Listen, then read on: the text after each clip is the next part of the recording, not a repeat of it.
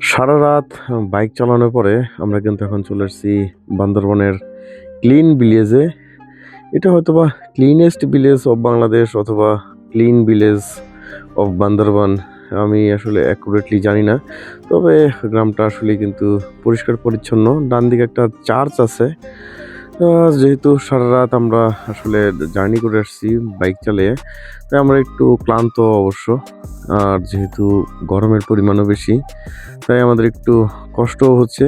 তারপরেও আমাদের যিনি গাইড আছেন, গাইডের বাড়ি হচ্ছে এই ক্লিন ভিলেজে। উনি বলছিল যে আমাদের লাঞ্চটা এখানে করে যেতে। তো আমরা বললাম যেহেতু অলরেডি আমাদের অনেক লেট হয়ে গেছে, তাই আমরা এই জায়গাটা এখন আর এক্সপ্লোর করব না বা এখানে লাঞ্চ করব না। আমরা সরাসরি চলে যাব এখান থেকে আগে বগালেকে, আর সেখানে আমরা লাঞ্চ করব। দেখি আসলে যেহেতু আমাদের অনেক লেট হয়ে গেছে, আমরা অনেক পিছনে পড়ে গেছি। আর এই লাস্ট যে পুলিশ চেকপোস্টটা ছিল, সেই পুলিশ চেকপোস্টও কিন্তু আমাদের লম্বা একটা সময় খেয়ে নিছে। আর এই জায়গাটা কিন্তু অনেক নির্জন।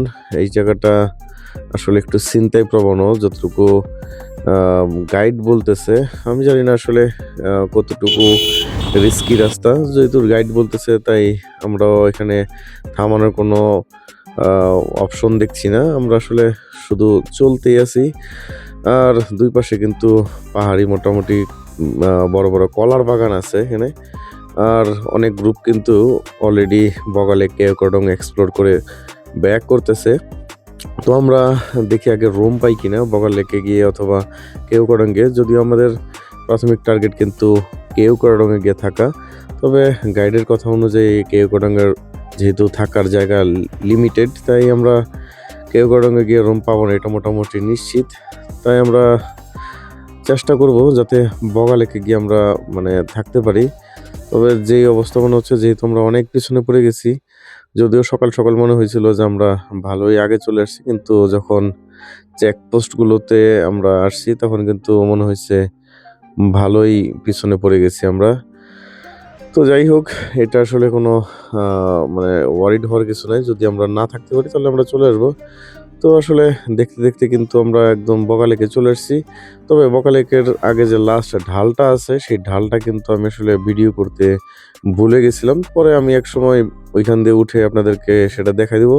আমার চোখের সামনেই কিন্তু বগালেক আপনারা দেখতে পাচ্ছেন।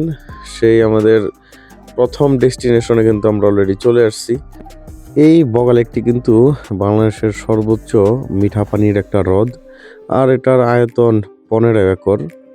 আর বগালেকের উচ্চতা কিন্তু 380 মিটার বা 1246 ফিট।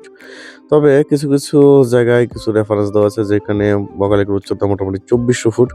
যাই হোক, এত উচ্চতায় একটা হ্রদ, এটা বাংলাদেশের পার্সপেক্টিভে আমাদের জন্য একটা কি বলবো, নিয়ামত বলতে পারেন, যে এত উচ্চায় আমাদের দেশে একটা এত সুন্দর লেক আছে।